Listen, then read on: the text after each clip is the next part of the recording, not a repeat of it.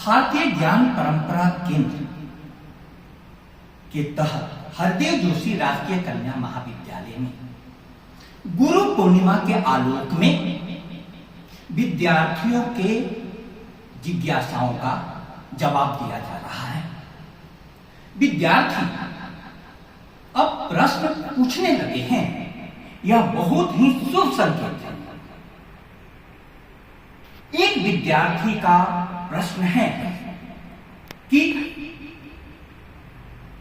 छात्र और शिष्य में शिक्षक और गुरु में क्या अंतर है। प्यारे विद्यार्थी, हम सभी को समझना होगा कि हमारी संस्कृति में कुछ ऐसे अनूठे शब्द का प्रयोग किया गया है जो विश्व की किसी अन्य संस्कृति में नहीं पाया जाता है। उसमें से एक शब्द है गुरु। सामान्य रूप से गु का अर्थ होता है अंधकार, रू का अर्थ होता है दूर करने वाला। इसी प्रकार से गुरु के साथ एक शब्द आता है शिष्य। शासितुम योग्य इति शिष्य, जो शासन करने के योग्य हो उसको शिष्य कहते हैं। आपको इन दोनों के अंतर को समझाने के लिए एक कविता को मैं आपके समक्ष रखना चाहता हूं। आप ध्यान से सुने। यूं तो मेरा तन माटी है, तुम चाहो कंचन हो जाए। यूं तो मेरा मन पावक है, तुम चाहो चंदन हो जाए। यूं तो सूखी मन की बगिया, तुम चाहो नंदन हो जाए। यूं तो टूटी सी मन बीना, तुम चाहो कंपन हो जाए। तुम चाहो कंपन हो जाए। गुरु को समझने के लिए इस कविता के अर्थ को समझो। यूं तो मेरा तन माटी है, यह तन मिट्टी है, एक दिन मिट्टी में मिल जाता है। लेकिन गुरु चाहे तो यूं तो मेरा तन माटी है, तुम चाहो कंपन हो जाए। यूं तो मेरा तन माटी है, तुम चाहो कंचन हो जाए। यही तन सोना बन सकता है। यूं तो मेरा मन पावक है, तुम चाहो चंदन हो जाए। मन कैसा और लगी रहती है, गुरु की कृपा हो जाए तो वही शीतल हो जाए, गुणात्मक रूप से परिवर्तित हो जाए। यूं तो सूखी मन की बगिया, तुम चाहो नंदन हो जाए। पूरा जीवन उजाड़ पड़ा हुआ है, लेकिन गुरु की कृपा मिलते ही यह जीवन नंदन फूलों से भर जाता है। कई प्रकार के सद्गुणों से सद्गुणों से प्रकाशित हो जाता है। यूं तो मेरा तन माटी है, तुम चाहो कंचन हो जाए। यूं तो मेरा मन पावक है, तुम चाहो चंदन हो जाए। यूं तो सूखी मन की बगिया, तुम चाहो नंदन हो जाए। यूं तो टूटी सी मन बीना, तुम चाहो कंपन हो जाए। तुम चाहो कंपन हो जाए। यह मन बीना जो टूटी हुई है, बीना रखी रहती है, बजाने की कला नहीं हो तो उससे कोई संगीत नहीं निकलता। कभी कदार कोई चीज बीना से टकरा जाती है तो उससे कोलाहल के अतिरिक्त कुछ पैदा नहीं होता है। लेकिन गुरु के संपर्क में आने से वही टूटी सी मन बीना से कंपन होता है और अद्भुत संगीत पैदा हो जाता है। यह गुरु है जो जीवन को आमूलचूल रूप से परिवर्तित कर देता है। अब आजकल शिक्षा व्यवस्था में आपको शिक्षक मिलते हैं जिनसे कुछ पीरियड का आपका संपर्क होता है। उनका मुख्य काम आपके सिलेबस को पूर्ण करना होता है। गुरु का मुख्य काम आपके पूरे जीवन को परिवर्तित करना होता है। इसीलिए गुरुकुल के आश्रम में शिष्य का और गुरु का संपर्क अहर्निश होता था और निकटतम संपर्क होता था। इस बात को समझना होगा। विद्यार्थी यह अब पूछने लगे हैं कि कॉलेज में सेमेस्टर परीक्षा प्रणाली जब से शुरू हुई है, सिर्फ परीक्षा पे परीक्षा, परीक्षा पे परीक्षा, हमारे सिलेबस पूर्ण नहीं हो रहे हैं। हमारे शिक्षक कई प्रकार के गैर शैक्षिक कार्यों में लगे हुए हैं। ऐसे में हम अपने गुरु को कैसे खोलें? शिक्षकों के भी इस कार्य प्रणाली में परिवर्तन होगा, क्योंकि राष्ट्रीय शिक्षा नीति का मुख्य उद्देश्य है भारतीय ज्ञान परंपरा के तत्वों को आगे बढ़ाना। गुरुकुलीय प्रणाली हमारी खाती है भारतीय ज्ञान परंपरा की, वो फिर से प्रारंभ होगी। सरकार इसके लिए बहुत सतर्क और सजग है। राष्ट्रीय शिक्षा नीति का मुख्य उद्देश्य पूरी तरह से मूल भारत के अद्भुत शिक्षा प्रणाली की ओर लौटना है। अब छात्र किसको कहते हैं? छात्र और शिष्य में थोड़ा अंतर समझो। कुतूहलवश कोई कुछ भी पूछता है और उस प्रश्न के बदले कुछ तैयारी नहीं दिखाता है, उसको महज छात्र कहते हैं। वह उसके लिए कुछ त्याग नहीं करता है, तपस्या नहीं करता है अपने प्रश्न का उत्तर पाने के लिए, उसको कहते हैं छात्र। और शिष्य किसको कहते हैं? जो जिज्ञासा करता है, जानने की इच्छा, उसको कहते हैं शिष्य। शिष्य के अंदर में प्रश्न उत्पन्न होता है तो वह अपने गुरु की खोज में निकल जाता है, गुरु के पास जाता है, अपने प्रश्न के लिए उसकी बेचैनी बढ़ जाती है। तो जब आपकी बेचैनी बढ़ जाए, गुरु के लिए आप परेशान हो जाएं, खोज में निकल जाएं, तो आप समझिए कि शिष्य जन्म ले लिया। आप याद कीजिए, एकलव्य धनुर्विद्या सीखना चाहता था और एकलव्य धनुर्विद्या को सीखने के लिए गुरु द्रोण के पास चला गया और उसकी जिज्ञासा धनुर्विद्या सीखने की इच्छा इतनी थी कि गुरु द्रोण के द्वारा मना किए जाने पर कि मैं राजपुत्रों के अतिरिक्त अन्य किसी को भी यह शिक्षा, यह विद्या नहीं दे सकता, उसने गुरु की मूर्ति बनाई और धनुर्विद्या में पारंगत हो गया। यह है शिष्य। अब मैं आशा करता हूं कि शिष्य और छात्र के बीच के संबंध को आप समझ गए होंगे। इसी प्रकार से शिक्षक और गुरु, आज व्यवसायिक शिक्षा के जमाने में सब जगह शिक्षक का दर्शन होता है, गुरु का दर्शन आपको नहीं होता है। आज जो पढ़े लिखे लोगों में मूल्य चेतना का अभाव दिखाई दे रहा है, उसका मुख्य कारण यही है कि आपको शिक्षक का दर्शन होता है, गुरु का दर्शन नहीं होता है। शिक्षक ने आपको कुछ शब्द दिए, सिलेबस को पूर्ण किया, उसके बाद उसका काम समाप्त हो गया। गुरु आपको सिर्फ शब्द नहीं देता था, गुरु आपको जीवन देता था।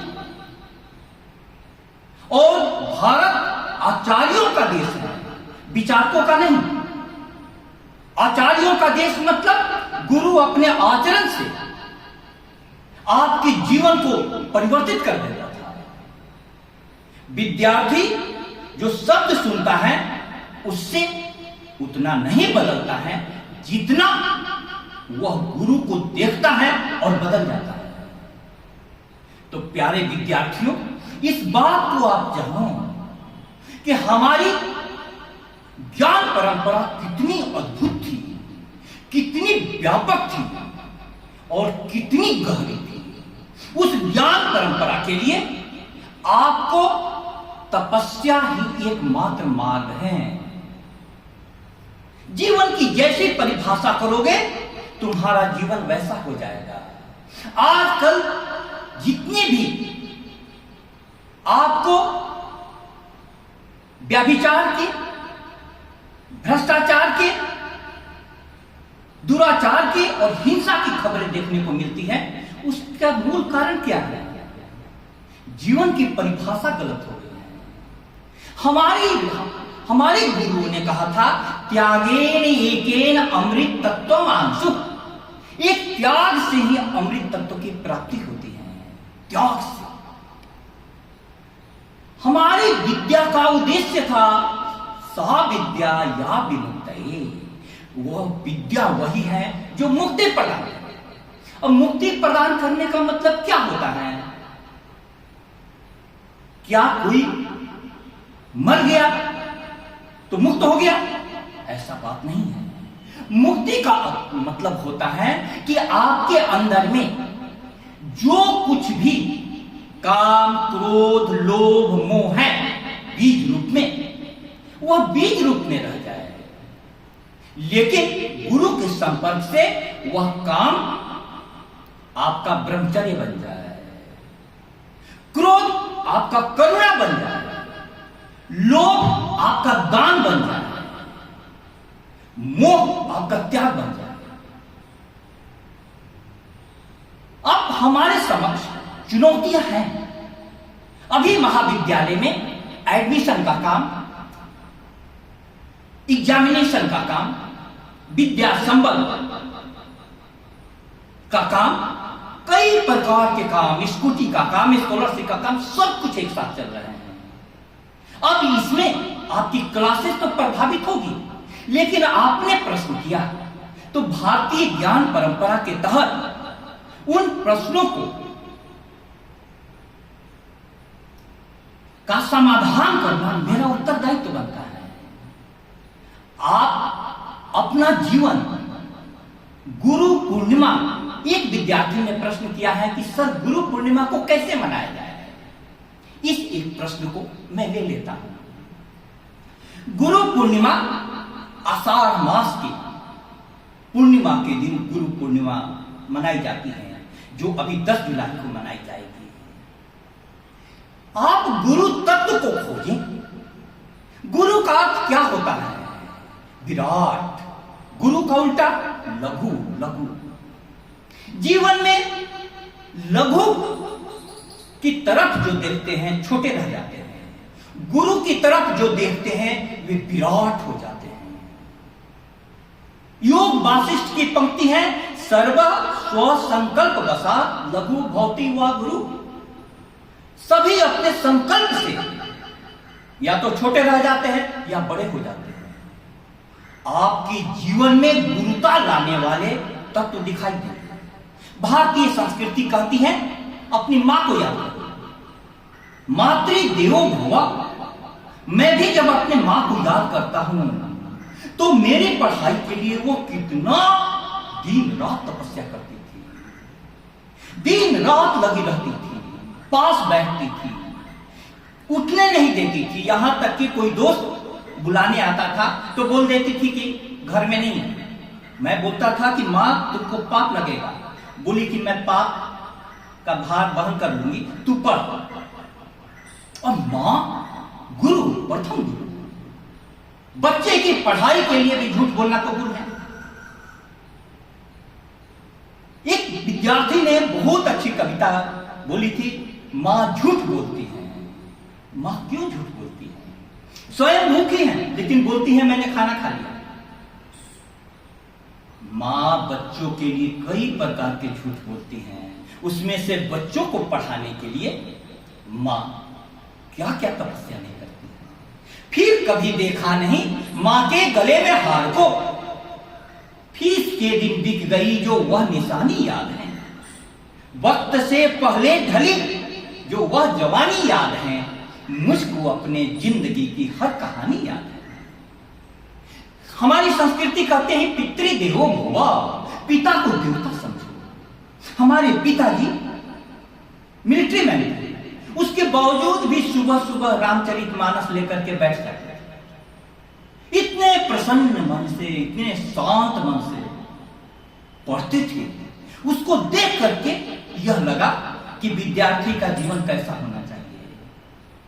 दिन में भी कभी भी छोटी सी गीता की किताब लेकर के पढ़ते रहते थे, जबकि पढ़े लिखे नहीं थे। लेकिन किससे जुड़े हुए थे? राम से, कृष्ण से। इस सीखने को मिला। उसके बाद घर में देखो तुम्हारे ऊपर किसका किसका ऋण है। मेरे भाई साहब थे, उन्होंने 8वीं क्लास में एक पुस्तक दी। उस पुस्तक ने इतना जीवन को प्रभावित किया। उस पुस्तक में लिखा हुआ था, जीवन क्या है? जीवन एक यज्ञ है, लेकिन सिर्फ उनके लिए जो इस यज्ञ में स्वयं की आहुति देने को तैयार है। जीवन क्या है? जीवन एक तप है, लेकिन सिर्फ उनके लिए जो तपस्या में अपना सर्वस्व लुटाने को तैयार है। आज तपस्या, यज्ञ से हम जीवन की परिभाषा करते हैं। उसके बाद याद करो जीवन में किन किन लोगों ने तुम्हें ऊंचाई दी। मुझे खेलने का शौक लगा तो मेरे एक क्रिकेटर, वरिष्ठ क्रिकेटर श्री सुशील मिश्रा जी थे। उन्होंने खेलते समय भी मेरे को हमेशा आगाह किया कि इसके साथ पढ़ाई करो। उनके कारण मैं इस ऊंचाई पर पहुंच गया। कम से कम 2-2 घंटा पढ़ो। उनको आज मैं आदर पूर्वक याद कर रहा हूं। गुरु पूर्णिमा के दिन या इसके आलोक में तुम अपने जीवन में गुरुता लाने वाले तत्वों को याद। 10 साल मैं खेलता रह गया और पढ़ाई से बहुत दूर चला गया, और बाद में बैन लग गया तो मेरे जीवन में अंधकार आ गया। उस अंधकार में मैं याद करता हूं कि रास्ता किसने दिखाया, गुरुता किसने दिखाई। तो मैं अपने गुरुओं को याद करूं जिन्होंने मेरे अंधकारपूर्ण जीवन में राह दिखाई। श्री ध्रुवकांत ठाकुर जी, श्री अरुण कुमार सिंह जी, श्री निरानंद झा जी, श्री रमेश ओझा जी, कई इतने गरीब परिवार से आए हुए लोग, और ऐसा वातावरण मिला कि उनके साथ मैं संस्कृत में गति कर गया। अपने उन गुरुओं को याद करो जिन लोगों ने भी जीवन बदला है। उन गुरु तत्वों को याद करो किनसे किनसे सीखने को मिला है। हमारे साथी थे पढ़ने में जो बहुत अच्छे थे, बड़े पदों पर सब हैं, उनसे सीखने को मिला, जीवन में गुरुता मिली, इसलिए हमारा जीवन ऋण से परिपूर्ण है। अब मैं आगे याद करता हूं कि जीवन में हमारे शिक्षक प्रश्न कर दो तो सड़क पर भी खड़ा होकर के आधा घंटा बातचीत करने को तैयार है। ऐसे गुरु मिले। उसके बाद मैं शिक्षा क्षेत्र में आया तो हमें विद्यार्थी भी ऐसे मिले जो क्लास में नियमित आते थे। 96 में मैं श्री गोविंद गुरु कॉलेज में आया था। उसके बाद विद्यार्थी 1 घंटे की क्लास 1.5 घंटे 2 घंटे कब हो जाते थे पता नहीं चलता था। उन विद्यार्थियों में जिज्ञासा इतनी थी कि वे पूछने के लिए घर पर आ जाते थे। उन लोगों ने शिष्य गुरु संवाद केंद्र चलाया। सुबह में रविवार को 6 से 9 बजे तक चर्चा होती थी। वे सारे विद्यार्थी आज स्कूलों में प्रिंसिपल हैं। रोशन जोशी, हिमांशु ठाकुर, श्री प्रमोद ताबियार, श्री दिलीप ताबियार, रमन खान, कई विद्यार्थी हैं। वो भी मेरे लिए गुरु तत्व है, क्योंकि विद्यार्थी यदि प्रश्न नहीं करे तो गुरु के अंदर का गुरुत्व तो नहीं जाता है। उन लोगों ने प्रश्न कर करके आज अनवरत शिक्षा से, अध्ययन अध्यापन से मुझे जोड़े रखा। शिष्य गुरु संवाद केंद्र जो 27 सालों से मैं चला रहा हूं, लगातार उस पर नए नए विषयों पर लेख लिखता हूं। वह क्षमता कहां से आई? ऐसे जिज्ञासु प्रवृत्ति के विद्यार्थियों से। लोग पूछते हैं हमसे कि शिष्य गुरु संवाद केंद्र में शिष्य को आपने पहले क्यों रखा है, गुरु पूर्णिमा में? यह प्रश्न बहुत माकूल हो जाता है कि गुरु से बड़ा, लेकिन मैंने शिष्य इसलिए रखा कि आज के शिक्षा जगत में केंद्र में क्या हो।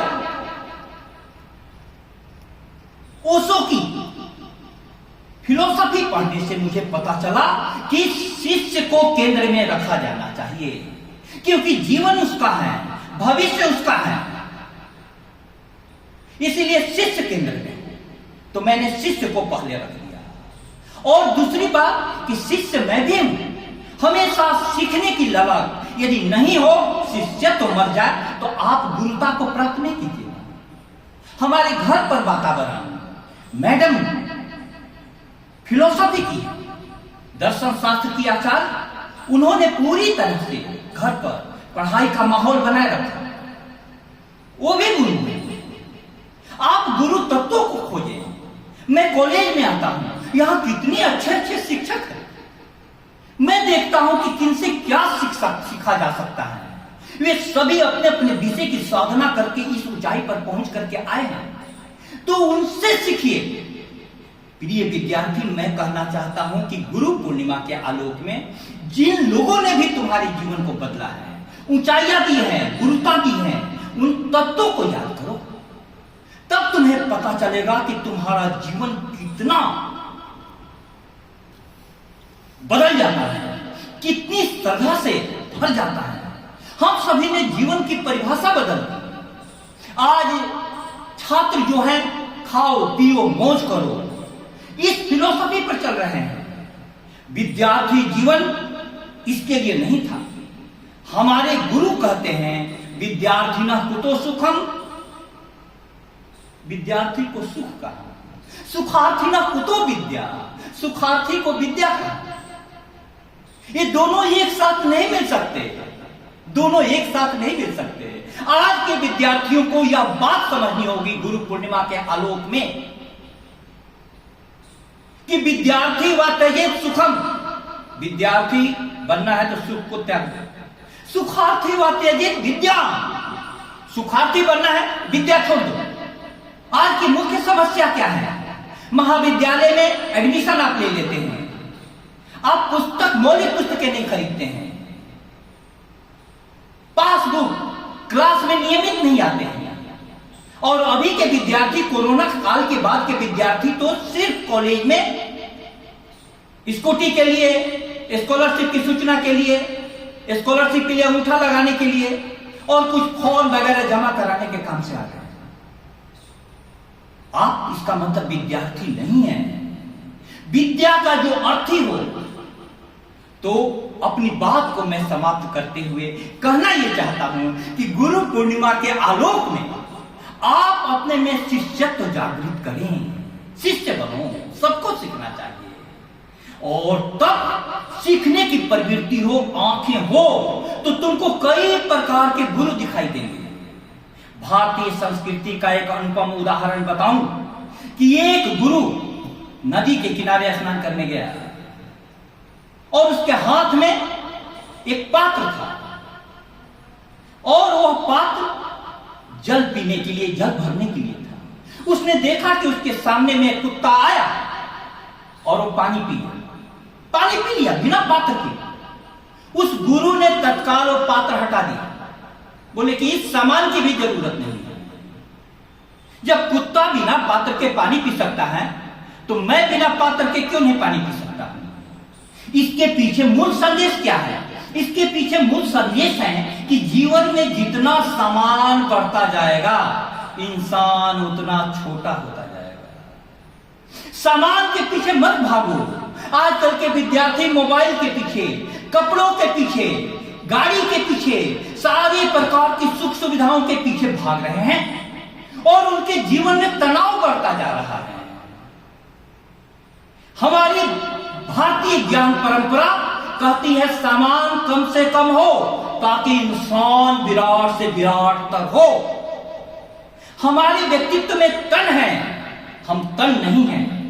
हमारा गुरु कहता है मन है, लेकिन हम मन भी नहीं है। ये दोनों हमें साधन दिए गए हैं। किसके लिए?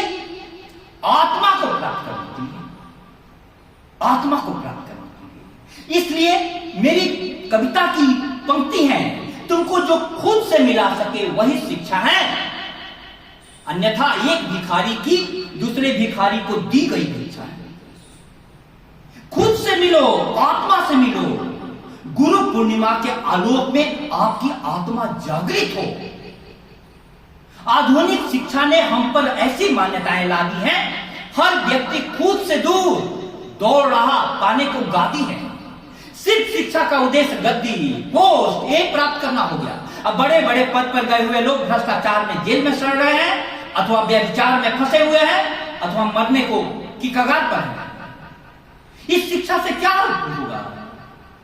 इसलिए मैं कहना चाहता हूं गुरु पूर्णिमा के आलोक में कि प्यारे विद्यार्थियों, आप इस गुरु पूर्णिमा के में गुरु तत्व की खोज करें और अपने जीवन को ऊंचाइयों की ओर ले जाएं। अध्यात्म प्रधान हमारी संस्कृति आत्मा का अन्वेषण करती है। आप भी गुरु पूर्णिमा के आलोक में अपने आत्म तत्व को खोजें, ताकि परमात्मा से आपकी मुलाकात हो सके और माध्यम बनेगा गुरु।